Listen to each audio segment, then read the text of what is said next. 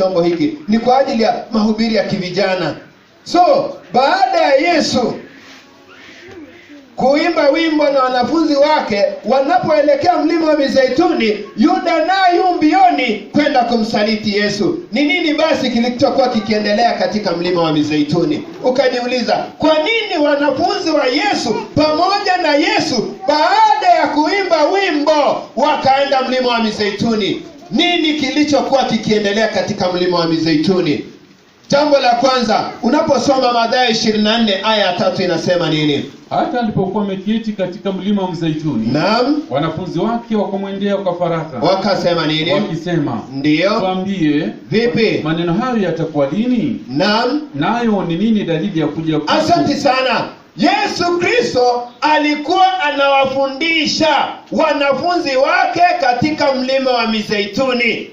Ama kwa lugha nyingine, katika mlima wa Mizeituni kuna ufunzaji ama usomaji wa Biblia. Baada ya wanafunzi kuimba, wakaenda mlima Mizeituni, Bible study. Wakaenda kwenda kufundishwa Biblia kwa kina. Wakataka kujua dalili za kurudi kwa Yesu Kristo. Wanafunzi wengi siku hizi baada ya kuimba hawaendi kufundishwa Biblia, wanaenda manyumbani, wanaenda kuangalia television kwa maneno ya uongo. Uongo kivipi? Tunaenda kuangalia Hope Channel. Wewe kichwa yako ni mzuri. Watu wanafanya ushirika, wako chini ya mlima wa Mizeituni, wanafundishwa na Yesu Biblia. Wewe unasema unaenda kuangalia nyimbo. Ukanazo kila siku zikaziangalia hizo CD na nyimbo na hizo channels utaziangalia wiki nzima. Lakini leo hii watu wanapoenda juu ya mlima, mimi si Judas. Watu walienda mlima wa Mizeituni kujifundisha Biblia. Jambo la pili, walienda kufanya nini? Luka 22 aya yake ni ya 39 mpaka 41 inasema nini? Akatoka akaenda mpaka mlima wa Mzeituni, Ndiyo. kama ilivyokuwa desturi yake. Naam. Wanafunzi wake nao wakafuatana naye. Alipofika mahali pale aliwaambia, Ndiyo. ombeni kwamba msiingie majaribuni. Ndiyo. Maliza 41. Yesu na wanafunzi wake, jambo la pili lililowapeleka katika mlima wa Mizeituni ni maombi. Nasikitika sana kanisa la Masalio tunaoishi leo hii, baada ya kuimba nyimbo, tunapotoka hatukui na milima ya Mizeituni manyumbani mwetu. Kunakosekana maombi. Mara nyingi tumesikia watu wanapoanza kuomba, unapata mtu hana muda kabisa. Unapata siku hizi kuna vipindi. Nashangaa working class wanawake tunaofanya kazi pamoja. Mimi ni mfanyikazi wa serikali. Tunafanya kazi, unapata mtu anafanya kazi anakimbia, kuna program yangu, kuna program hii ya ni Wahindi ama hizi soap opera zinakuja, siko katika channel zote. Sitaki mniambie majina na mnajua hata characters. Hata jana hiyo kipindi ilikuweko, mnajua walisema nini na nani alifanya nani akakuwa na ushirika na nani. Mnajua hizo. Unapata mtu anafuata kipindi kabisa, anafuata. Kuna kipindi cha saa 12:30 unafuata. Mtu akosi taarifa, anafuata taarifa mpaka advertisements. Anahakikisha ameangalia mpaka advertisements zote. Baada ya advertisement kuna kipindi kinakuja sasa pale. Baada ya hizo vipindi vyote anamalizia taarifa ya 3 ya usiku ambayo inaisha saa 4 kasorobo pale. Masaa haya yameisha, ameshakula akiwatch vipindi, masaa ya kwenda mlima wa Mizeituni unakosa. Wakati wa kuomba katika nyumba zetu umeisha. Unapata hata wakati wa maombi, unapata kwaya nzima baada ya kuimba wanakuja kwaya practice, Sunday choir practice. Kwetu kuna kwaya moja nzuri sana ya Voice Central SDA choir. Unapata choir practice Sunday, wanakutana how many hours? Kuanzia saa 9, 3 good hours. Wacha sasa devotional leader anaanza, anasema ni devotion. Short prayer that doesn't last for more than 5 minutes. Maombi ni shortcut. Wanaomba kidogo, Mungu tunapoanza Bible study kidogo, tubariki kwa jina la Yesu, amen. Maombi ya 100 meters, kwani ulikuwa unafukuza uenda wapi? Haya, hiyo ni half a minute maombi. Mnenaji anazungumza, anasoma aya moja. Aya moja hii inaeleza kwa dakika 2, inaisha.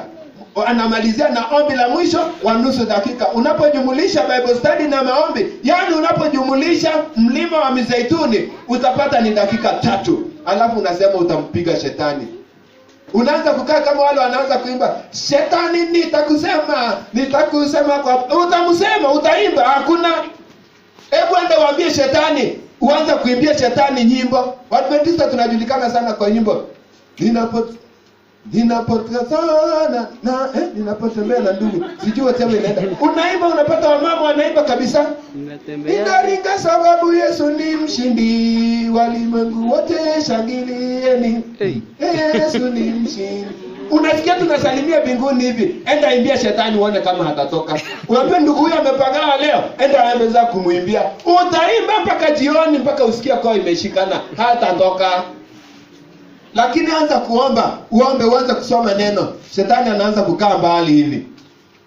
Njia itakaonyeshwa. Shetani akiwa amekaa kwenye kona ya kanisa, akauliza malaika aliyemuonyesha, mbona naona shetani amekaa na akisinzia? Akasema, kwa sababu amemaliza kazi. Amemaliza kazi kivipi? Siku hizi watu hawaendi kwenye mlima ya Mizeituni, hawaombi tena, hawasomi Biblia tena. Ukiuliza aya, hata sitaki kuuliza hapa. Siku moja niliuliza kanisani kwetu pale Central.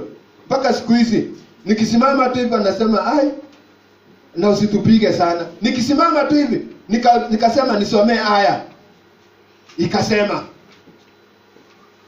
Petro, kabla jogoo hajawika leo hii utanikana mara 3. Nikauliza kanisa baada ya aya ile kusomwa. Watu 3 nikawasimamisha, nikawauliza, Petro alimkana Yesu mara ngapi? Samahani, niliuliza hivi, jogoo aliwika mara ngapi? Najua hata wewe sasa unajibu kwa kichwa, kasema 3. Nikasema, mtumishi rudia aya. Akasema, kabla ya jogoo kuwika Petro utanikana mara 3. Nikauliza swali, jogoo aliwika mara ngapi? Nikaambiwa mara 3. Angalia bila tusomi Biblia. Ndugu moja pale kwetu nyumbani, sisi ni wakulima, natoka katika county ya Bomet. Siku moja kijana mmoja, napenda kutumia mifano ya vijana, kijana tu mmoja barubaru, mwanamke, mwanadada. Wakati huo hakukuwa na bodaboda hizi ambazo ziko saa hizi unaweza kimbia ukafika mahali. Akawa anasafiri kwa miguu, akasafiri tu muda wa mbali kiasi. Baada ya kufika sehemu fulani, ikawa imekuwa jioni na angaliko na muda kama wa masaa 3-4 ya kusafiri. Akaona kwa sababu ni giza na sijui njia vizuri, ni heri angalau nitafuta nyumba moja nijisitiri kwa ajili ya safari ya kesho. Akaona taa moja iliyo karibu na njia, akapita pale, akabisha, akapata kijana mmoja kwa ile keja. Kwetu tunaita cube, sijui kule kwenu mnaita nini, whichever. Akafika pale kwa keja, kijana akamkaribisha, akamwambia mimi nasafiri, nafika. Akaambia nitakupa mahali, usijali, utapata mahali utalala, kesho utaendelea na safari. Mwana dada yule akaingia kwenye nyumba ile. Kijana akakimbia pale kantini, karaka akaleta vijana akaleta mkate pale na chai na maziwa, samahani. Akapika chai, akapika sima na kanyama kwota, wakala wakashiba. Ikafika wakati wa kulala, akaambia mwanadada, tuangua kitanda ndio hicho. Wajua kule keja kitanda inaitwa bed stroke sofa. Yasi mnafahamu, ilikuwa kiti, sasa inakuwa kitanda. Dada, tuangua tulale. Akasema tuwezi lala pamoja, mimi ni Mkristo. Kijana akamwambia, na uache ujinga, tuanguo tufanye nini? Tulale. Msichana akauliza, akamwambia msichana, unanisumbua. Ulipokuja kwa nyumba hii haukuwa nini? Mkristo. Ulipokunywa chai yangu hukuwa Mkristo. Ulipokula sima yangu na nyama yangu haukuwa Mkristo. Hata Sasa imekuwaje unapotaka kulala ukawa Mkristo? Nasema nini? Yaani alipokuja katika nyumba hii hakusema tuombe. Kwa hivyo hata sikujua ni Mkristo. Hata ndugu akamwambia, ungelinifahamisha kwamba kitambo ulikuwa Mkristo, ningalikupeleka kwa Wakristo wenzako. Sasa si mnajua kile kiliendelea. Yaani alipofika pale hakuomba. Alifika tu akakaribisha karibu akaketi, hasemi tuombe. Alipopatiwa chai, hauombi, watu watakucheka. Kule kazini kuna watu niliwapeleka hasara sana. Kwa sababu waliniambia, yaani unaombea chakula hoteli? Nitaenda kukununulia nione. Si mimi nitafurahi. Wakaenda wakaninunulia, nikaombea chakula, si nimefurahi na njia bure. Yaani unataka kuniambia unaombea chakula? Akaiombea. Wewe endelea pale kutoenda mlima wa Mizeituni. Nina visa tu kadha. Acha nisiseme visa hivyo. Ni nini kiliendelea katika mlima wa Mizeituni? Walikuwa wanasoma Biblia kwa undani. Ya pili, walikuwa wanapenda sana kufanya nini? Kuomba. Kuna baadhi ya watu hawaombi. Nikitaka kujua kama nyinyi wazazi mnaomba, mimi sitawauliza, nitawaambia hawa waombe. Utaanza kusikia mtoto anaanza kusema by the grace of our Lord. Hiyo si maombi. Hiyo ni repetitions of words that are taught in school. Fundisha watoto wako kuomba. Mtoto wangu alipokuwa mdogo yule wa kwanza, mamake akaniambia tuombe. Namwambia achana na kusumbua na mtoto. Tuliposema ya kwanza tuombe, ninapofika katikati usifunge macho kiambia mtoto tuombe. Waachana na yeye. Wacha nikuone. Akaniambia sasa mtoto atajuaje? Nikamwambia wacha nikueleze vile ya kuonyesha mtoto tuombe. Dadi tunaomba? Tuombe. Tukafunga macho, tukaomba, tukasema amina. Akasema sasa unajuaje mtoto alifunga macho? Nikamwambia usijali. Siku ya pili tatu mtoto akawa anajua. Tunapopiga tu magoti alikuwa anaangalia baba, anaangalia mama, anaangalia baba, anaangalia mama. Tukisema amen anacheka. Hii watu wanafunga macho. Kabla ya wiki kuisha akawa yeye anafunga macho mpaka tunaposema amina anafungua macho. Akawa anajua, so this is to train. Nasema nini? Kilichofanyika juu ya mlima wa Mzeituni ni watu waliweza kuomba. Wacha turudi Yesu na wanafunzi wake. Je, ni nini kilikuwa tangu mwanzo?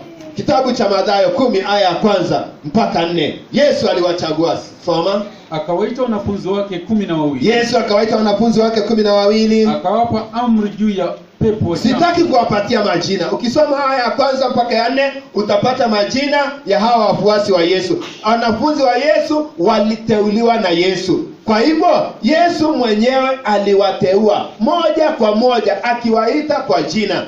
Baada ya kuwateua, Yesu akawatuma katika kazi ya kwenda kuhubiri pamoja na yeye. Marko 3:14. Marko 3:14 yasema nini? Inasemaje? Akaweka watu 12. Baada Yesu sasa amewaweka wanafunzi 12 wapate kuwa pamoja naye. Kumbe aliwaweka wapate kuwa pamoja na yeye, na kwamba awatume kuhubiri. Na kisha awatume kufanya nini? Kuhubiri. Mjue title yetu ya leo usisahau ni mimi si Yuda. I am not Judas. Na usisahau Judas huyu alikuwa miongoni mwa waliochaguliwa. Nimesikia dhana mbaya sana wa Kristo wa Adventista wa Sabato tunayo. Ya kwamba tunaposema Yesu alichagua wanafunzi 12. Nimesikia wengine wakisema ya kwamba Judas akasema na mimi Yesu nikufuate. Hiyo si mahubiri ya Biblia. Hiyo tu ni dhana ya watu. Yesu alichagua 12. Na baada ya kuwachagua akawatuma kuhubiri. Hakuna mtu alijileta hapo. Wote walichaguliwa na Yesu, wakatumwa kwenda kuhubiri. Na kando na kuhubiri, kuna mambo pia waliweza kufanya, hata kubatiza. Yesu aliwatuma kuwabatiza. Yohana 3:22. Inasemaje? Baada hayo, ndiyo, Yesu na wanafunzi wake walikwenda mpaka nchi ya Uyahudi. Alafu akashinda huko pamoja nao. Yesu akashinda pamoja nao wakifanya nini? Akabatiza. Je, Yesu alibatiza? 4 mstari wa 2. Yohana 4 mstari wa 2. Yohana 3:22 nasema Yesu alikuwa akishinda pale na wanafunzi wakibatiza. Lakini Yesu, je, wewe ulibatiza ama ni kazi uliwapatia wanafunzi wako? 3:4 aya ya 2. Lakini Yesu mwenyewe hakubatiza. Lakini Yesu mwenyewe hakufanya nini? Kumaanisha ya kwamba Yesu anaongea na wanafunzi pale katika jumba la kuu baada ya kula Pasaka, nao anataka kuwapeleka mlima wa Mizeituni. Ni watu waliokuwa wamechaguliwa. Ya pili ni watu waliokuwa wakihubiri Injili. Ya tatu ni watu hata walikuwa wanabatiza. Jambo la nne, walikuwa pia wamepatiwa hata nguvu za kutoa mapepo. Kitabu ni cha Mathayo na 10:8. Pozeni wagonjwa, ndiyo. Fufueni wafu, ndiyo. Takaseni wenye ukoma, ndiyo. Toeni pepo, ndiyo. Mmepata bure, nanyi toeni bure. Asante sana. Yesu akawa amepatia hawa wanafunzi wake 12 nguvu. Lakini kukawa na shida moja. Kukawa na shida. Mtu mmoja anaitwa Judas, ya kwamba hata amechaguliwa na Yesu. Ya pili, ametumwa pia anahubiri pamoja na wenzake. Hajasema mimi siendi. Kuna baadhi ya watu saizi kisemekana tunaenda TMI, wanasema sipatikani, sipati muda. Wengine wanaomba likizo, wanatoka wanaenda kuhubiri. Yuda alikuwa ni wale ambao walikuwa wanachukua muda kabisa, anaenda kuhubiri neno. Isitoshe, Judas huyu alikuwa na uwezo hata kubatiza. Elders najua hawezi batiza. Hata kuna wachungaji wengine ambao hawajaekelewa mkono wa kubatiza, lakini Yuda alikuwa mpaka na huo mkono wa kubatiza. Ajabu hiyo. Isitoshe, alikuwa hata anatoa nguvu alikuwa na nguvu mpaka anatoa mapepo, mpaka wanaleta ripoti wanamwambia Yesu, Jesus, you can just imagine, mapepo wametutii. Yesu akamwambia, furahini, majina yenu yameandikwa wapi? Katika kitabu cha uzima. Yuda huyu, kulikuwa na shida moja. Nini ilikuwa shida na Yuda? Nini ilikuwa na shida na Yuda? Luka 22 aya yake ni ya 3. Shetani akamwingia Yuda, ndiyo, aitwa Iskarioti. Asante sana. Shetani alimwingia, wacha nisiseme Yuda, wacha niseme hivi. Shetani alimwingia aliyechaguliwa na Yesu. Shetani alimwingia mwenye kuhubiri. Shetani akamwingia mwenye kubatiza. Shetani akamwingia mwenye kufukuza mapepo. Ukaniuliza, ilikuwaje? Ilikuwaje mimi mshiriki niliye na uwezo kama huo wote, shetani akaniingilia? Je, kwa nini shetani alimuingilia Yuda? Wacha tumuone kidogo juu yake. Yuda alikuwa na vitu tu vizuri. Unapoangalia jambo la kwanza, alichaguliwa purposely na Yesu. Lucas 6:16 inasema nini? Inasema, ndiyo, na Yuda wa Yakobo na Yuda Iskarioti ndiye alimsaliti. Yesu anapochagua wanafunzi wake anawataja kwa majina, mpaka anataja, anasema Yuda Iskarioti. Pengine ukajiuliza Iskarioti ni maana yake ni nini? Yuda anatoka katika maeneo ya Kerit ama Keriot, na Yuda alikuwa ni Yuda yule wa Keriot. Kwa lugha ya Kiebrania ni Yuda Iskariot, Yuda wa kutoka maeneo ya Keriot, Yuda Iskarioti.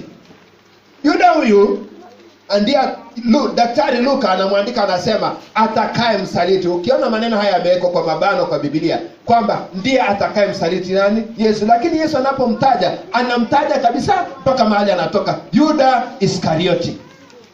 Yuda huyu ambaye amechaguliwa pia alikuwa amepewa kazi kanisani, katika ile group ambaye pasa alikuwa ni Yesu Kristo. Sabbath school leader alikuwa ndio Petro. Treasurer wa hiyo group kidogo ya ile youth sponsor, unajua alikuwa ni Petro kwa sababu alikuwa ameoa. Youth sponsor huyo. Youth leader akiwa ni John the Baptist. Treasurer not the Baptist. John yule ambaye alikuwa rafiki wa Yesu, alikuwa anapenda kuegemea kifuani pa Yesu. Alafu sasa kulikuwa na treasurer. Imagine, hata katika uongozi wa kanisa he was privileged. Yeye ndiye alikuwa ni treasurer, na kwa sababu hakukuwa na bank na alikuwa anatembea, alikuwa anashika mkoba wake anabeba. Shida ni kwamba ndani ya treasury alikuwa anatoa vile vitu vilikuwa ndani ya treasury, na anafanya nini? Kitabu ni cha Yohana 12 aya yake ni 4 mpaka 6. Alikuwa ni treasurer, soma pale.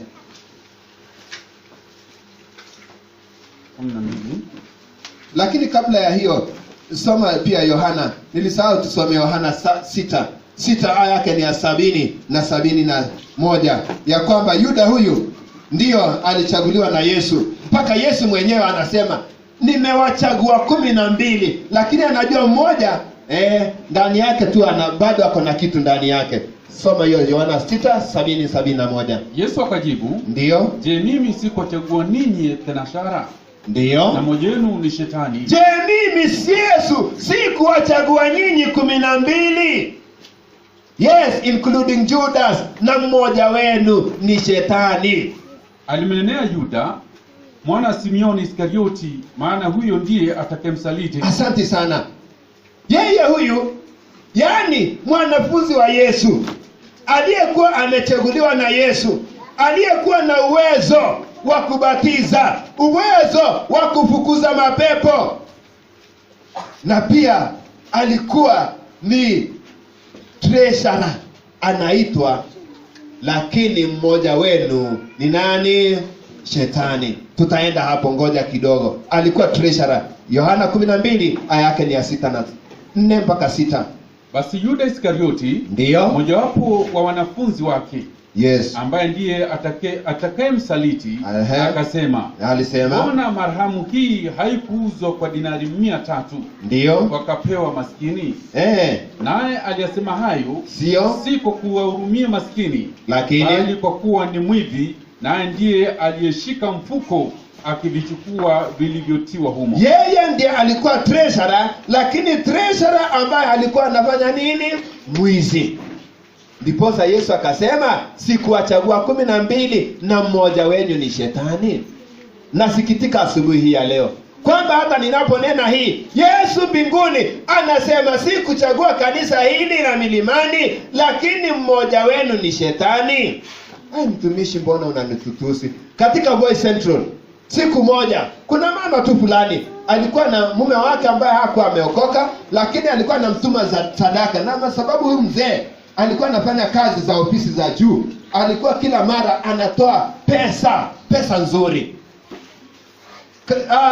Shamasi mmoja akawa anajua ya kwamba katika mfuko ambaye unatiwa pesa na mama fulani, majina siwezi yasema, iko na pesa takriban kuanzia 4,000 kwenda juu, haishuki 5,000. Siku hiyo kulikuwa na 8,000. Akawa anajua tu kuna pesa pale. Kila mara wanapokusanya sadaka, anapitisha kitasa pale, anahakikisha kwenye lile roho ambayo yule mama ameketi ndiye atapita hapo. Anapita pale, anaangalia ameweka hiyo bahasha, na hakikisha vile imewekwa pale, atahakikisha amekusanya na afanye deal darling, yani kufanya kuzubazuba, ndio wengine wakusanya sadaka hii ya huyu mama isisongezwe ndani, wanalete pale. Wakati wa maombi, mashemasi wanakuja. Sijui hapa kwenu mnafanya vipi? Kula kwetu mashemasi pamoja na treasurer pamoja na one elder wanaketi kwenye meza ili wafanye kukusanya sadaka na wahesabu na waandike ripoti. Mama huyu alipokuwa akiomba tu hivi, anafungua macho, anachukua ile mkoba, maana anajua vile alikuwa ameikunja, anaitoa, anachukua ile bahasha, anachukua, anaiweka kwa mfuko na ananyamaza. Mzee akawa analalamika, mama, nimekutuma na sadaka kanisani, umekuwa ukiniletea na risiti ndani ya bahasha, mbona leo hujaniletea bahasha? Nimetafuta mume wangu sijapata. Siku nyingine akaweka sasa 8,000. Akaweka 8,000. Malalamiko yamefika kanisani. Mama amelalamikia uongozi wa kanisa, amelalamikia treasurer, mbona hamnipatii risiti ya mume wangu? Hata kama hamnipatii, na bahasha iko wapi? Mnangoja mpaka ifike Sabato ndio nikuje niitishe? Hasha, nataka risiti ya mume wangu. Ikafikia elders na wakalalamika. Siku hiyo Shetani Judas akasimama kama kawaida yake, akachukua sadaka, akachukua bahasha 8,000, akaitia mfukoni, akanyamaza. Wakati huo watu wanapoomba, mama mmoja ambaye alikuwa ametiwa na Yesu nuru akaamua kufungua macho yake, akasema leo hii nataka baada ya sadaka, kwani sadaka zikikusanywa zinadisapia na majini, nitaangalia. Akaangalia wanapoomba, akafungua macho yake, akaangalia mama akitoa kibahasha, akatia mfukoni. Wakaanza kuhesabu, wakasema sasa iko wapi bahasha ya yule mama ya mume wake, tunataka tuianzie leo hii. Wakaangalia wakaikosa. Mama mmoja akasimama akasema, mimi ninajua iko wapi, imechukuliwa na shetani. Hatuna mapepo, si tuliomba hakuna mapepo kwa kanisa letu. Unajua kanisa letu sio lile la tunakukemea pepo. Mtendaji wa kwanza angekuwa ameikemea na ingekuwa imerudi. Ninakuja hata mimi ninaikemea, ninaanza kuhubiri, ikifika katikati zimerudi. Naanza sasa kukemea, ninakemea, nikitoka mwingine hakiki zinarudi. Hakuna, kanisa letu sio hilo. Wakaa huko nje, wangoje washika washiriki ambao bado shetani ako ndani yao. Mama akasema shetani. Wazee na treasury wakauliza, kivipi mama? Akasema imechukuliwa na mmoja wetu. Yule shetani akasema, nani huyo? Aseme saa hizi. Akaambiwa, mama, ingiza mkono wako kwa hapo kwa sweta yako, mfuko wa kushoto ingiza, kisha toa bahasha yenye iko ndani tuangalie. Haki ni shetani. Nasema nini? Yesu akamchagua treasurer Judas, lakini kwa sababu alikuwa hajatoa ule ubinadamu uokolewe, hajatoa ule ushetani ndani yake, Yesu akasema, nimewachagua 12, lakini mmoja wenu ni shetani. Judas yeye mwenyewe akahusika hata kubatiza watu, lakini yeye mwenyewe hajabatizwa katika moyo wake. Yohana 3:22. Baada hayo Yesu na wanafunzi wake walikwenda mpaka nchi ya Uyahudi. Akashinda huko pamoja nao wakifanya akabatiza. Yuda pamoja na wanafunzi wakawa wanabatiza watu, lakini yeye mwenyewe hajabatizwa ndani ya moyo wake. Isitoshe, Yuda akawa mshirika wa karibu. Judas akawa mshirika wa karibu wa Yesu kuliko marafiki wote 11. Kwa sababu gani? Wote walikuwa kando na Yesu. Yesu alikuwa rafiki wa kipekee wa Yuda. Yesu wakati wa kutawadha miguu katika Yohana 13 aya yake ni ya 5, akawatawadha miguu. Hakusema kwa sababu wewe Yuda, wewe ni shetani, sitakutawadha. Kwa sababu moyo wako haujabadilika Yuda, sitakutawadha miguu. Yesu akatawadha miguu. Aya ya 5 inasema nini mtumishi? Kisha akatia maji katika bakuli, akaanza kuwatawadha wanafunzi miguu. Ndio. Na kuiputa kwa kile kitambaa alichojifunga. Ndio. Mstari wa 26, akatawadha miguu wote, hata mmoja tu Yuda hakukataa.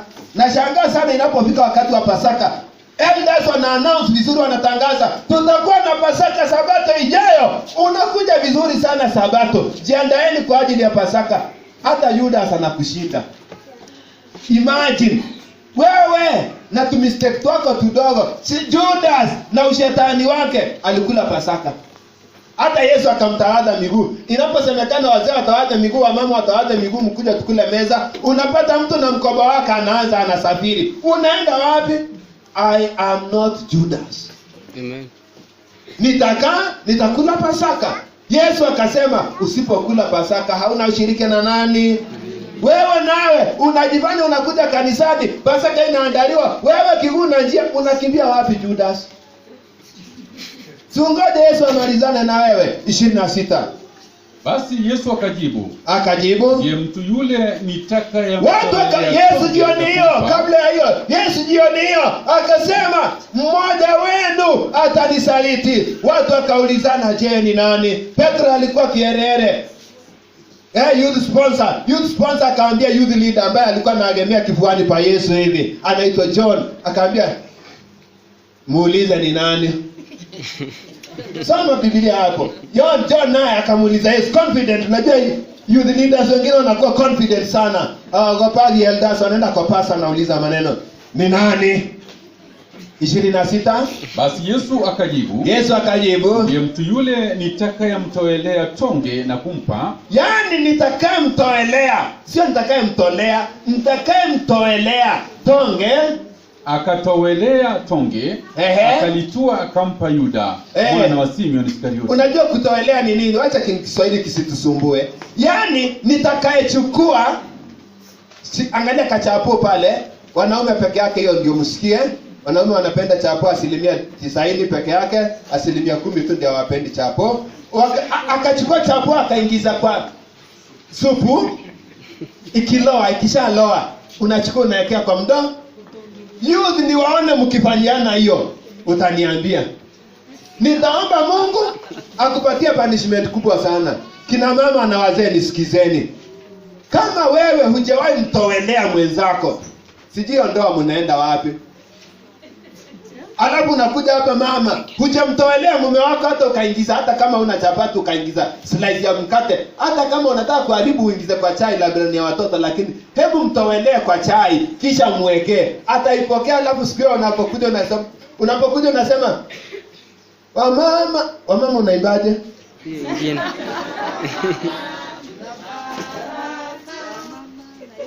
Unapoimba kwetu kuna wimbo ingine inaimbwa, tunatembea vifua mbele, tunaringa sababu Yesu ni mshindi, dunia yote shangilieni, Yesu ni mshindi. Kabla hajamaliza hata unasikia mume wako anasema tunatembea.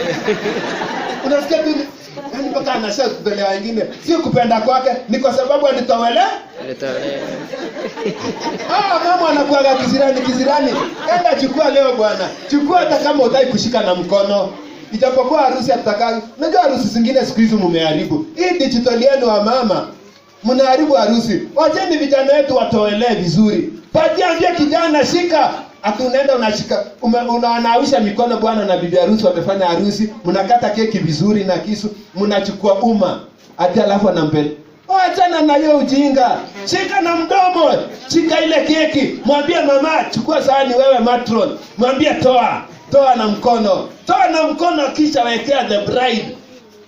Utaona machozi yakitoka.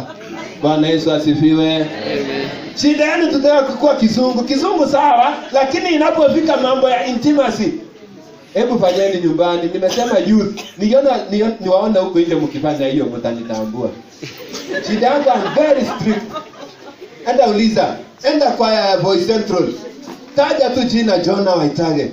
Anambia hii ni moto wa kuotea sijisifu, lakini nasema nini? I'm very strict. Na mimi shida yangu ninaita dhambi kwa dhambi. Si ati msifanye hiyo mambo mbaya. Igani hiyo siitajwe. Nasema nini? You imagine that intimacy. Baada najua imeingia kwa akili Sasa chukua hivi. Yesu anachukua donge, anampatia Yuda, anamwambia mdama Judas. Imagine baada ya kumtowelea hiyo, hakuna mtu mwingine alifanywa hivyo. Kumaanisha kwamba mtu aliyekuwa rafiki kipendwa ni Judas. Yes, ni Judas, lakini shida ni moja. But he was a devil. Nimewachagua nyinyi 12. Hiyo ni 6:70 kitabu cha Yohana. Nimewachagua ninyi denashara, nyinyi 12, lakini mmoja wenu ni nani? Shetani.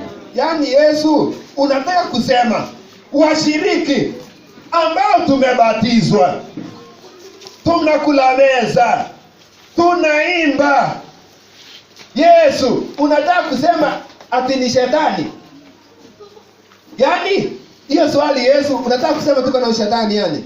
Yaani unataka kusema Mkristo ambaye amebatizwa anafanya ushirika akoti sabato hata moja, anafika, yani yeye ni SDA, yani Sabbath School Divine na afternoon, yani ni full SDA, Sabbath School Divine Afternoon, yani mimi ni full Seventh Day Adventist.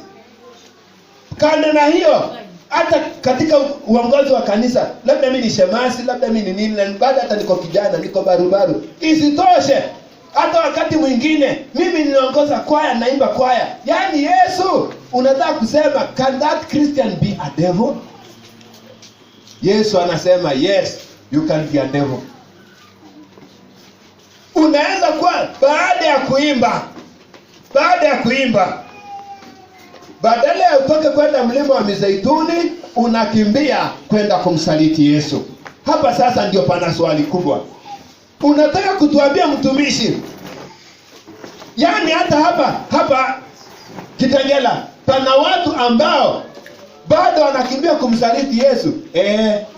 Kama vile Voice Central bado tuko na wale wanaomsaliti Yesu. Kuna baadhi ya watu tutaimba sana vizuri hapa.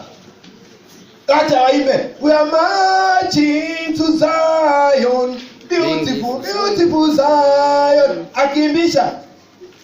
Hata unasikia tu kamsisimuko hivi. Yaani wacha watoke. Ndugu mmoja. Kule boy ametaka kuoa. Alipotaka kuoa alikuwa na msimamo dhabiti. Ndugu mmoja rafiki yake mfanyi kazi mwenzake akamwambia, ndugu yangu, unajua shida yako nyinyi wa Kristo, mwe mkitumia saa zingine vision. Usitumie kiroho sana. Tumia vision uangalie wanadada. Akaambia, unasema nini? Akaambia, ijapo mimi sijaokoka lakini ninasikia unamchumbia dada fulani. Dada fulani najua unataka kumuoa Agnes. Iko shida gani? Agnes si Mkristo. Utuulize sisi tunamjua.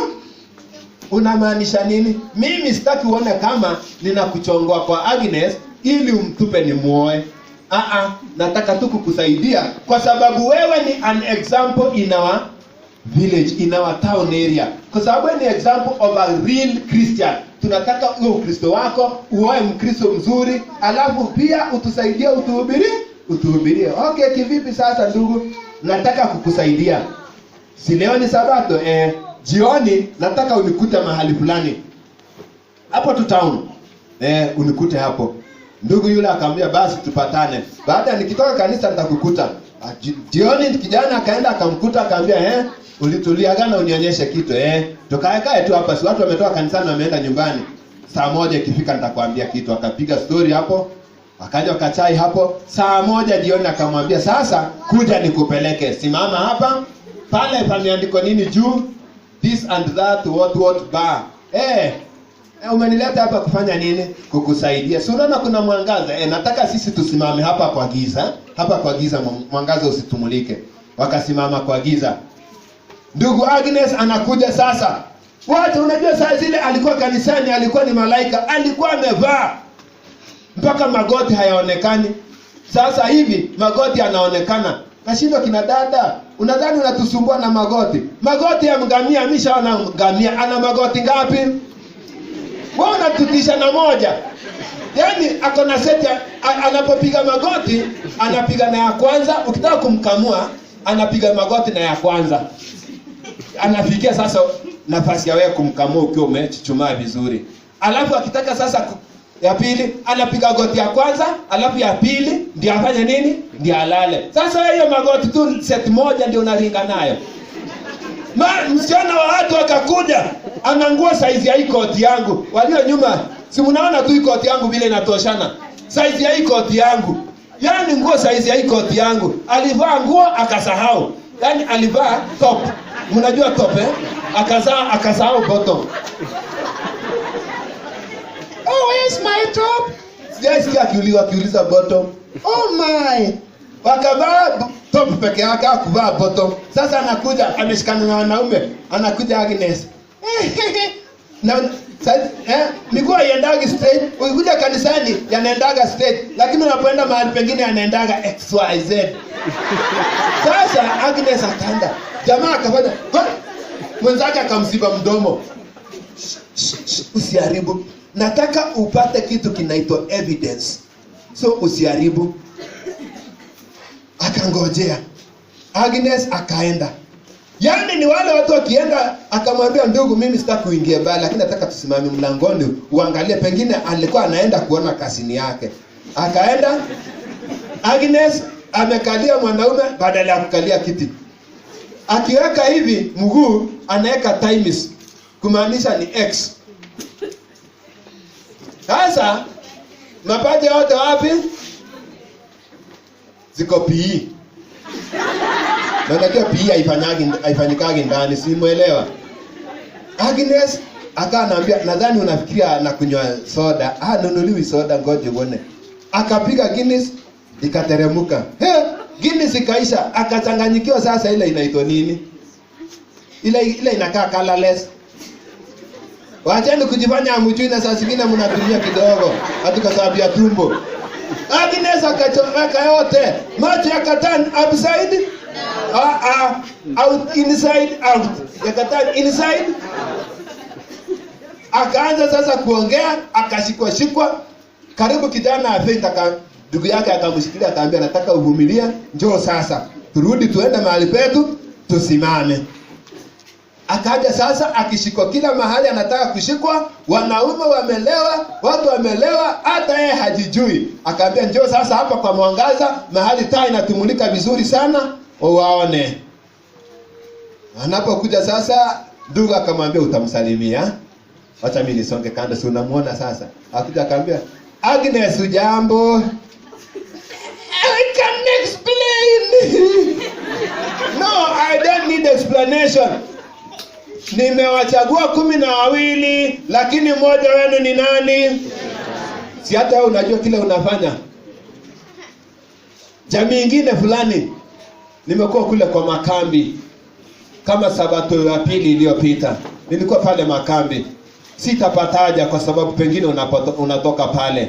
Jamii fulani wakaniambia kwamba, unajua kama umeoa kwetu, sistahili kukuchinjia kuku. Ati ukienda kwa wakweze, ati usichomewe mahindi. Ati nini hiyo?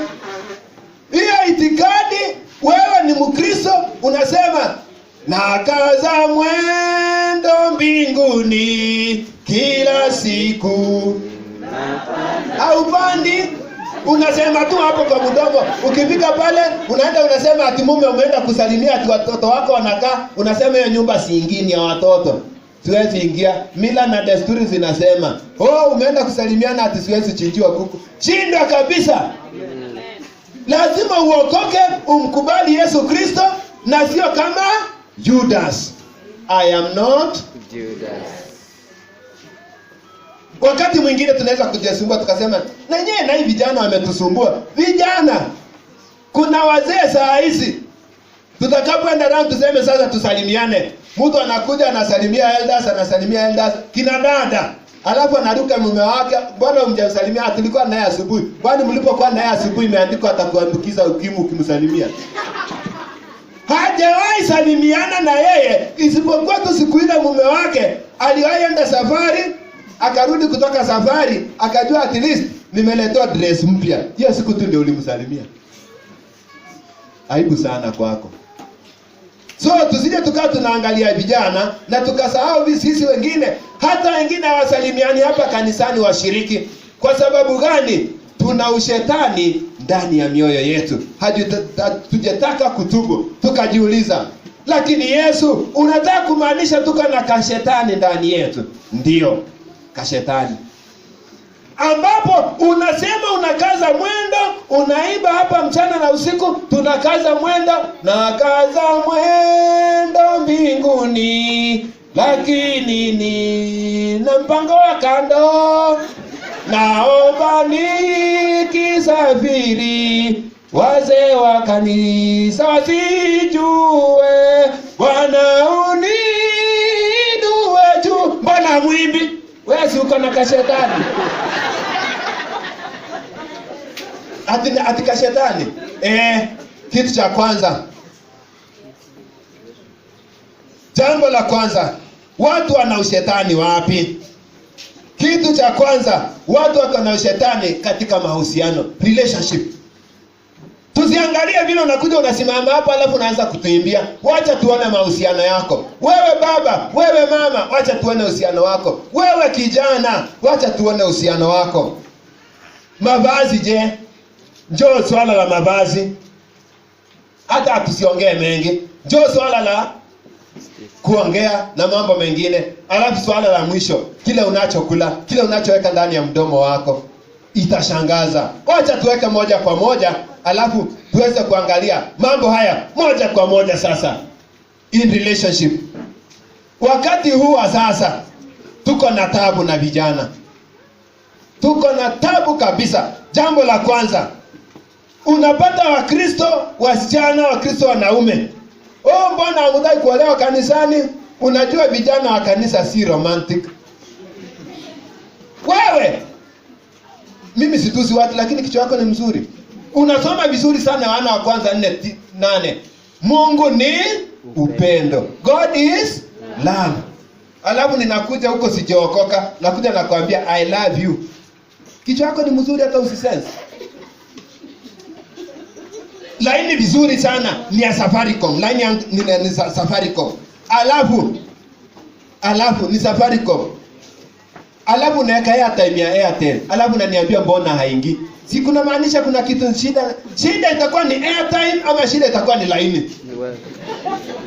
Shida si airtime umenunua the correct one ni ya 50 shillings. Simu uko correct sana ni na iko na network na inapiga. Shida ni wewe hujajua hii laini ni ya Airtel na hii credit ni ya Airtel, laini ni ya nini? Yaani ninakwambia ninakupenda na sijaokoka. Hiyo upendo nilitoa wapi? Si lazima iwe ni last bus. I love you. Ati kwa sababu ndugu nani mmezoeana na Ukristo akikwambia, Sister Agnes, you are smart. Kwa pile kebo sasa tuongeze moto. Kumbe nimeona moto wangu unaniishia kidogo. Charge ya laptop. Wakati mwingine unapata vijana wetu wanashikana kule nje. Hawataki kusikiza mashauri.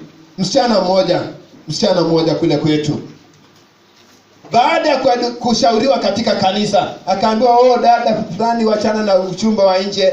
Njoo mkubali Yesu Kristo, olewa na Mkristo hapa. They are not romantic. Kwanza ninaona mko na wivu kwa sababu huyo ndugu ako na pesa.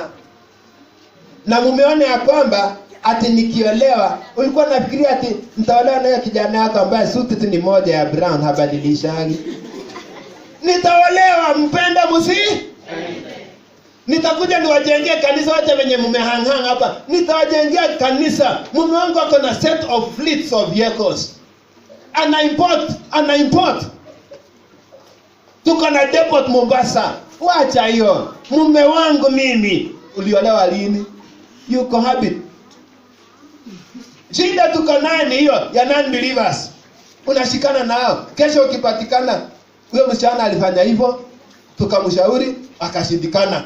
Wazee mpaka pastor akamshauri, wa mama wazuri wa kanisani wakashauri, akakataa. Hata mkinishawishi sitaolewa na kijana yako. Akaenda peupe, tukimwangalia. Baada ya miezi ngapi? Kibao kikubwa kinavurutwa hivi. Sasa hata upanguzi machozi. Nasikia ulikuwa unaongea tu hivi alafu unafanya hivi. Sasa hiyo tayari kachipa ipanguzi, machozi yameshikana na kamazi yote yanateremka, pamoja na mate analia akikuja hivi. Nywele hazijachanwa vile ilikuwa imetengenezwa hivi. Anakuja akivurutani kama iko nini? Hata hajavaa nguo vizuri. Iko nini dada? Mbona hamkunishauri? Niliolewa. Mnasikia ile shetani tunaongea kanisani. Wacha huyo mwenyewe sasa, yule mwenyako alifukuzwa mbinguni ndiye alinioa. Kivipi? Mbona hamkunishauri? Si tulikushauri dada au kusikia? Mimi nilikuwa nafikiria mnajua. Mngenitia msumari kidogo, mngenikaza pengine ningesikia jameni. Mbona mliacha? Utalia. Alafu kesho hapo tunataka kuwaombea. Mtumishi anataka kuambia nipate mume. Shindwe sana. Si ulikosa ule wakati? Nasema nini? Si ati tutakuombea, lakini mbona unataka kumwacha Yesu ukawa na shetani ndani yako akakupeleka nje? Wamama wengine na wazee wengine wameketi kanisani, unayekaa pamoja, mumezana yeye, si mume wako. Si mume wako.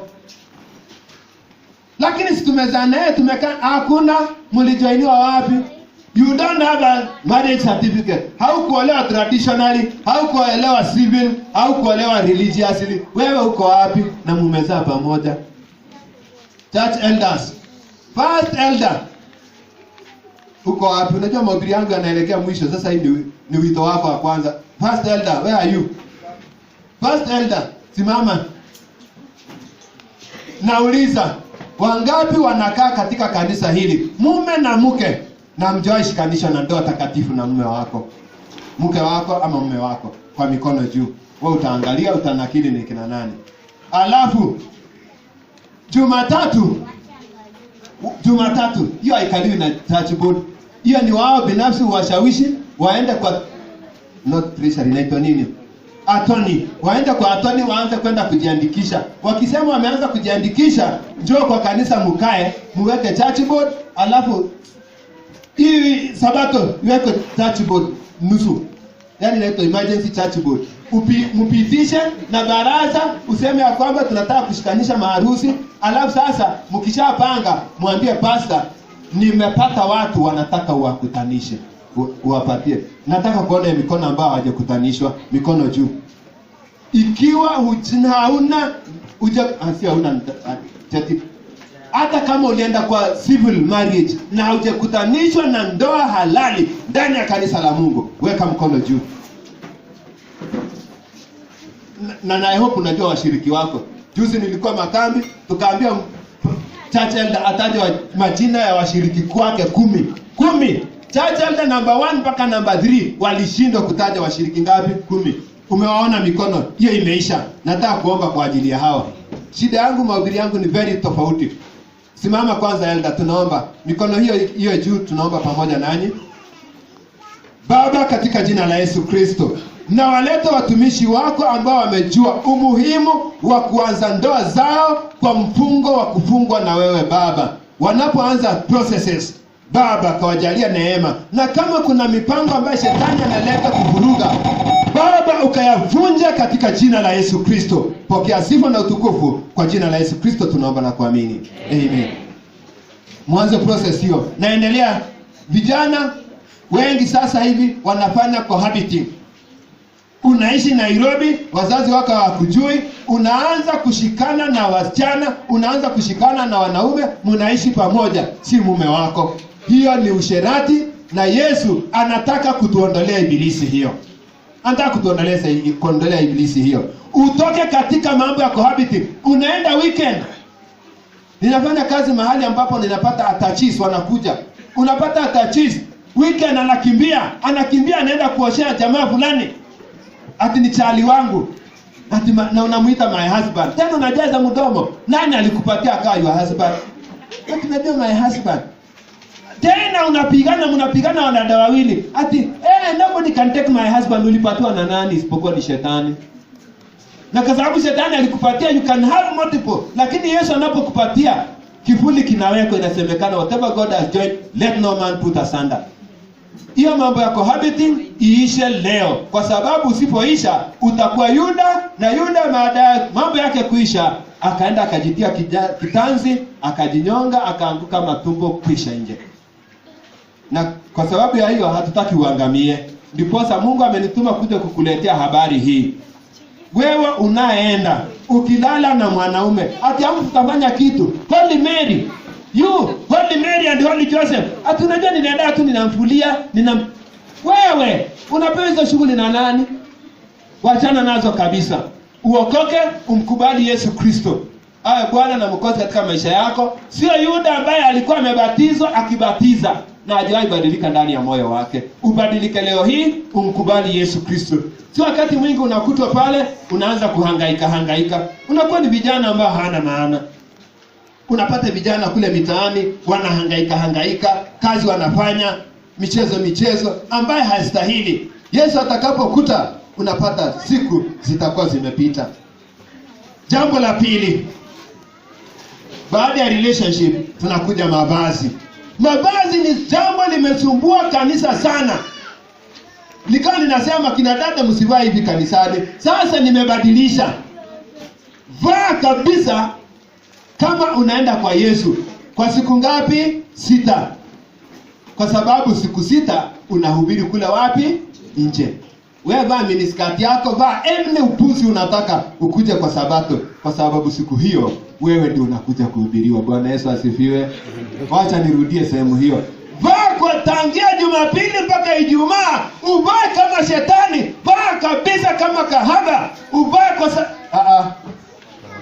uvae kama Yesu. Vaa kama unakutana na Yesu njiani at any minute.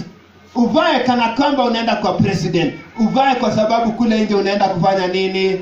Kuhubiri. Siku ya Sabato ukivaa kama Lucifer haina neno. Siku hiyo ndio unakuja kuhubiriwa. Mavazi yametusumbua. Kanisa tumeharibika. Si mgongo wazi, si tumbo kati, sio Shida kwaya tuko na tabu. Tuadvise watoto wetu. Shida ni kwamba walipopeana aibu mimi siogopa. Ninasema watoto wetu wa siku hizi, kina mama, nawaambia kina mama walio na adabu hapa. Watoto wetu hawavai hata kamisi siku hizi. Na wanavaa hawavai nguo iko na lining. Yaani kama koti yangu iko na lining na wewe nawe ni mwanamke, bure sana. Hata haina lining, unakuja hata hukuvaa baika, unavaa panti peke yake, unavaa nguo nyingine inakaa hivi. Unataka kutupatia nini? Ni wakati wa wewe leo kuhubiriwa, wajue ya kwamba kuja kutuvalia elders. Shika watu, ambia mtu toka hapa, enda keti. Aliyekuwa pasta wangu hapo mbeleni kabla ya kata kuingia anaitwa Pastor Kilimali. Siku moja alisimamisha harusi. Watu wamekuja, kina dada wamejipamba, wamevaa vitu vya ibilisi. Ninaposema vitu vya ibilisi, usinichukulie vibaya, naongea hivi kama wewe ni natural unakaa kama mimi. Hata kama ni mwanadada. Vitu vya ibilisi ni ile vitu vinaitwa roiko. Yaani roiko ndani ya mwili, nje ya mwili si ndani. Yaani unakaa na hii nywele, unaongezea nyingi. Yaani ndio ikae na ladha. Pastor akasema, nilikuwa nafikiria nakutanisha Mwadventista wa Sabato. Makucha imewekwa vitu additives. Sio beautiful. Katika kitabu cha Mwanzo 3, Mungu akamwambia, shetani akamkuja akamwambia mwanadada, ati Mungu alisema msikule. Alijua siku ile mtakula, mtafanana na yeye. Shida ni wanawake ambao hawajui vile walivyo natural wanafanana na Mungu. Mpaka wanapohubiriwa na shetani anawaambia, alijua mtakapoongeza lipstick, whatever it is. Kuna ingine inaitwa peace, wigs, mpaka wivu. Zote unaziweka kwa kichwa. Yaani wanaume una take shower, unaoga asubuhi. Wewe you are educated. Let me speak English for that matter. You are an educated fellow. Imagine, you know what it is, what we mean by cleanliness. Cleanliness. But don't tell me cleanliness is next to godliness. No, with capital letters. You say you are clean. You brush your teeth. You comb your hair. You take shower. Ladies, you even take twice. Sometimes if it is possible, you run lunchtime, you take another shower. You take thrice shower. And then you tell me you don't wash your head for 1 month. Are you normal? Kati ya wewe na mwenda wazimu pale town, kuna tofauti gani? Tofauti ni moja. Mwenda wazimu ako afadhali kwa sababu si kupenda kwake, na wewe ni kupenda kwako. Shida ya mwenda wazimu alitumia 0 shillings kufanya hiyo uncleanliness. Na wewe ulitumia 5,000 shillings kufanya uncleanliness. Who is clever? Who is a good steward? Mwenda wazimu. Alafu kasema nilikutusi. Na wewe mwenyewe hujaanza kufanya comparison.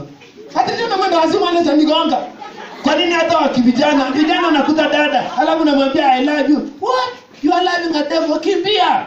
Kuta mtu ako natural. Siongei vibaya, nataka mimi na wewe twende wapi? Leo ninafikiria nchi nzuri ninayotaka kuiona. Nisimamapo karibu na Mwokozi, tajini sitakuwa nyota. Sijui tajini mwangu kama nyota, zitang'aa kila wakati nitakapoamka katika mavumbi. Kwani nataka Joana avalishwe peke yake? Hakuna siku. Kuna wazazi ambao wanaogopa ati tuko digital generation. Who told you it is digital? I once saw this woman anaitwa Evelyn Muzoka. Hii wimbo ingine inasema I'm not analog, I've gone digital. Nikajaribu kuona ile wimbo anaimba, yani ni wimbo ingine inazungushwa miguu hivi. I'm not analog, I've gone digital. Nikaanza kuangalia mavazi yenyewe Kama hiyo ndio digital, that means the devil is the one who is digital. Kama hawajaokoka wakavaa Kikristo wakaiba Kikristo, alafu mtoto wako anakuambia ati am digital na anavaa kishetani, ujue basi jina digital ni kishetani. Sisemi hivyo, lakini ujue hivyo kama ndio atakwambia. Wacha wewe uitwe mshamba kwa sababu hata chakula yote inatoka kwa shamba. Wacha yule anakuita ajechanuka asuke yake.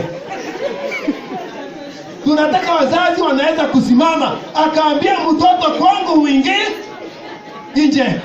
Sasa nikiwaambia tunataka wazazi ambao wanaweza kusimamia watoto wao wakawauliza ni nini hii, nini umevaa. Wazazi ambao wanaweza kukanya watoto wao na kuadhibisha katika afya. Waanze kutoa watoto wetu.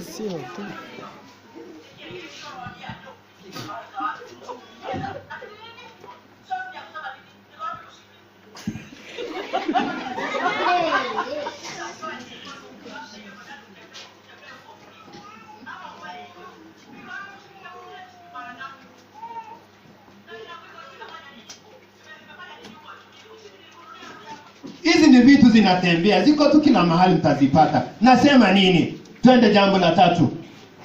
In speech. Usemi wetu, vile tunavyoongea. Wacha sasa vile tunavyovaa. Usemi wetu unakaa namna gani?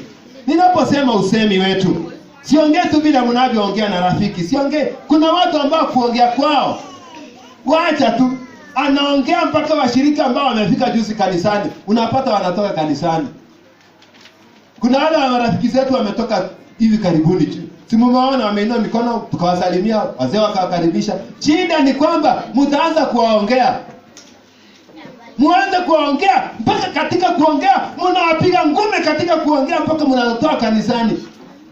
Alafu mnasema you are marching to Zion, beautiful beautiful Zion. Wapi you are not? Mkikutana pale nje mcheke, alafu nakuta mkiona mtu anapita mnanyamaza, macho inamuangalia, alafu anapita. Unaona vile amevaa. Mimi nilikuwa nafikiria ametanuka, angalia kwa stocking kamevaa. Yaani unaongea juu ya mtu. Acha kwanza nipea zawadi. Ndugu, wale watatu wako wapi? Hata mkisema wewe ni mmoja, hata ukisema na nani, ilikuwa ni wewe. Usimame kabisa. Wakuseme wasikuseme, hata ukiwa mtoto mchanga walikusema. Wakuta kusema, pole inafanana na baba yake. Masikio si ya mama yake. Ni aje? Walikusema. So usiogope wako wapi wale wengine. Bobi yangu anaisha hivyo. Yuko wapi? Karibu ndugu, na wapi yule mwingine? Na msome kabisa, watu wakiwasema waamalize. Jambo lingine, kando na usemi wa kusongea, kuna wale wako katika social media. Unapata saa hizi tunahubiri hapa, tunapanga njia ya kwenda mbinguni, unapata mtu wako seriously church manenos. Anapost. You are serious. Yani you are chatting to other people instead of chatting to God. You are not serious, you are not going anywhere. Wakati huu, unapata wakati mwingine tunauliza, kuna ile aya tulisomewa katika Biblia.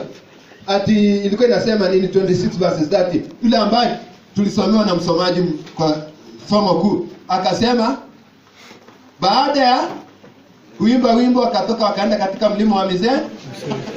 Kama mlikuwa keen enough, akaongeza jambo lingine hapo chini. Sijui nini. Pia iko kwa Biblia. Hizi digital hizi tunaenda digital. Unapata between the Bible and our phone zinatuvuruta. Who is going where? Tujiulize tunaenda wapi? Usemi wetu, tabia yetu, mila zetu zimetufunga. Unajua mimi siwezi kufanya hivi, ni mila. Wewe mila yako itakufunga kwa sababu una shetani.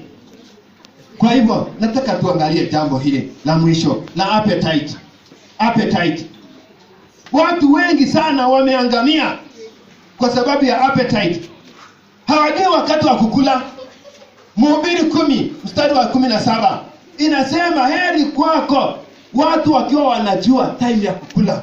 Mfano wako kama anajua time ya kukula. Unapata mimi nakaa pale Voi. So tunaposafiri, especially ninapotoka nyumbani, natoka Bomet, nachukua gari basi pale kutoka Kisii saa 11 hivi. 12:30 tuko pale Narok, tunaingia kwa hoteli, watu wanakula sapa. Tunaenda tunasimama Nairobi kitu kama saa 3:30 ya usiku. Kuna watu wanakimbia wananunua snacks wanakula. Tunaenda Mtito Andei saa 6, saa 7 ya usiku. Wakati mwingine saa 8 ya usiku Mtito Andei. Tunashuka pale kwa hoteli, unapata watu wameingia wanakula. Kwani wewe ni mbuzi? Yaani watu wa Kristo unapata tunaenda mbinguni, lakini kuna nani? Shetani. Haujua hata wakati wa kukula. Genesis 1:29, Mungu akapatiana chakula, akasema chakula hiki ndicho mtakachokula.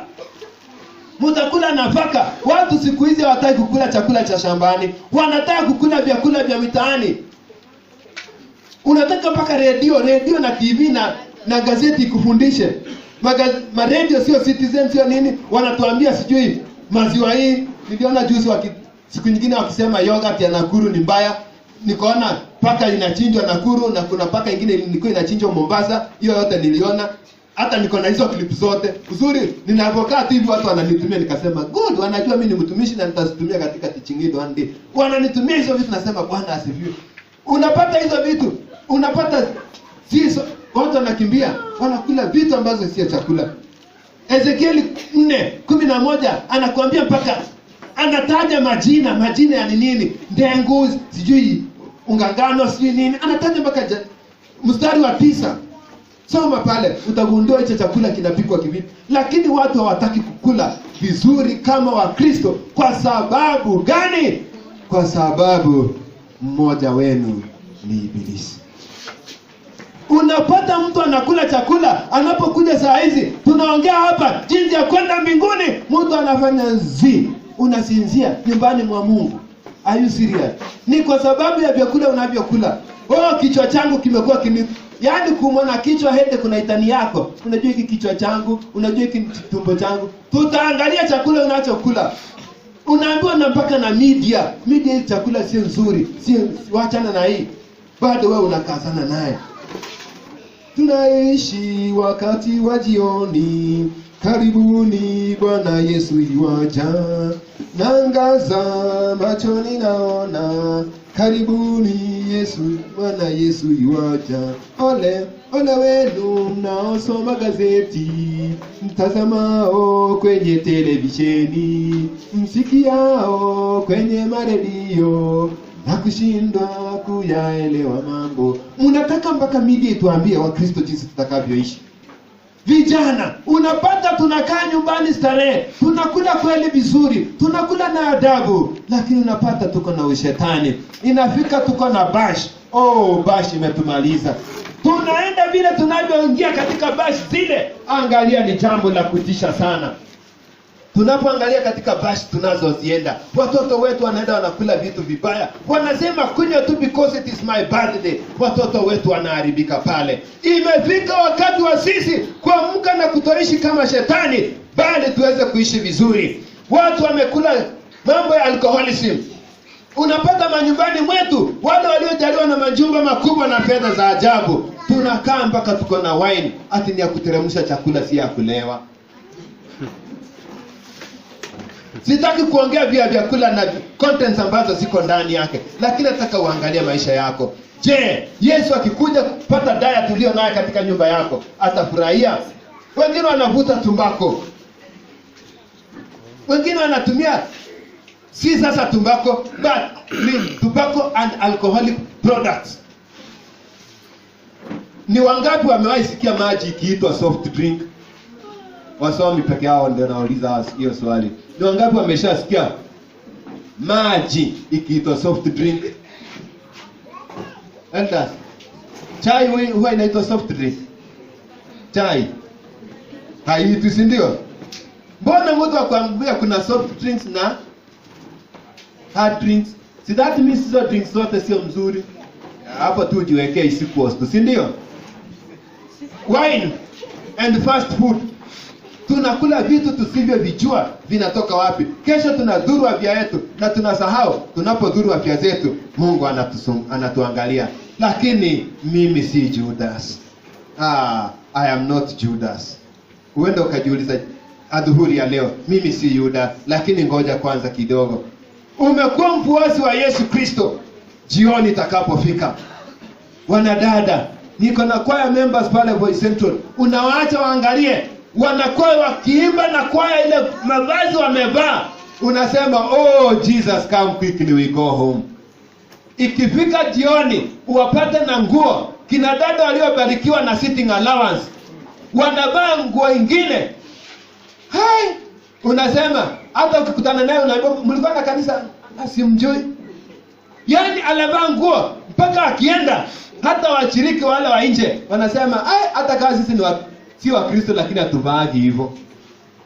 Do you betray Jesus when you go outside this building? Na naliza kwa kukuuliza swali. Je, unaweza kukaa ukiwa mshirika wa Yesu na ukaweza kuenda pale nje na ukamsaliti Yesu? Ukasema mimi si Judas.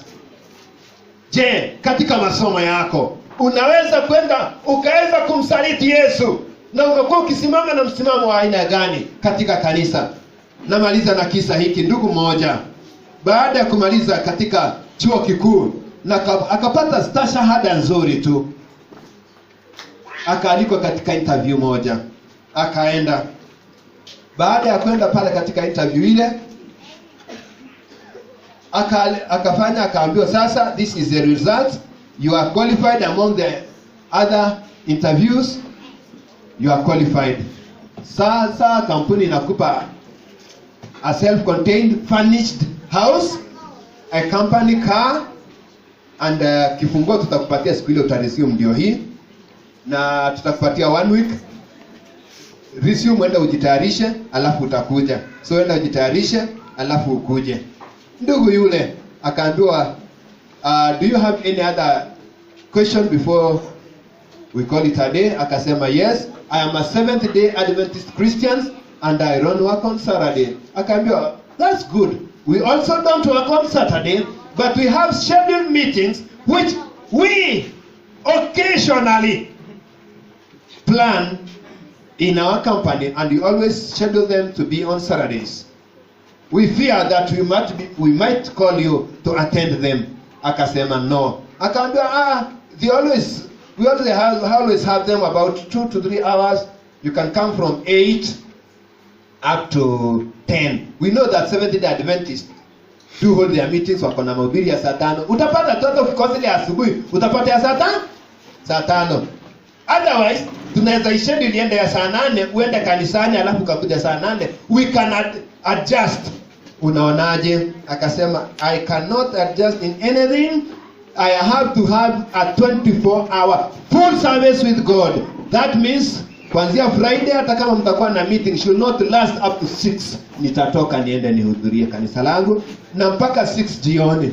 Yaani kama nani Maranga alisimamisha imagine uchaguzi, akasema hiyo kesi tutafanya baada ya Sabato saa 2 usiku. That means nitamaliza kanisani niende kwanza niwe na family worship ile ya nyumbani ya mpaka saa 2 ndio nikuje kotini.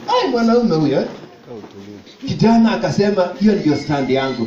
Akaambiwa then we fear you have lost your chance, we will give it the second applicant. Akaambia no problem, you can as well do so, God has many ways. Akaambia kijana, unajua watu wengi wanatafuta kazi na unaringa hapa hivi, tumekupatia chance, tunakupatia 1 week uende ufikirie, hatupatie mwingine mpaka 1 week ikiisha. Ukikosa kuja kufanya kukubaliana na makubaliano haya yote, kazi tutapea mwingine. Enda 1 week, msinipe 1 week, nafikiria sasa tumekupa 1 week, enda fikiria. Kijana akaenda akafikiria kiibilisi. Ndiye Mungu amenibariki. Sini inaweza kuwa ni njia moja ya kwenda kuwahubiria. Nani alikwambia huwa na watu tunahubiri katika board meeting? Tunafanya mikutano. Wakati huo kijana akaenda, baada ya wiki moja akarudi. Akaja akasema nimekubali kufanya kazi na ninaweza kuja kwa kama ni few hours. Akaambiwa congratulations, you have lost your job.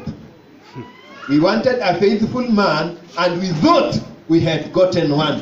But because you did not fear to break your God's commandment, we fear you might even at the end of the day steal our company's properties and money. Good day. Akapoteza kazi kwa jinsi hiyo. Je, mtumishi wa Mungu pamoja na mimi. Ni wangapi watasimama waseme Yesu, mimi kuanzia leo mimi si Yuda. Nimekuwa nikivaa vibaya, nimekuwa nikiongea vibaya, nimekuwa hata nikiwa na relationship ya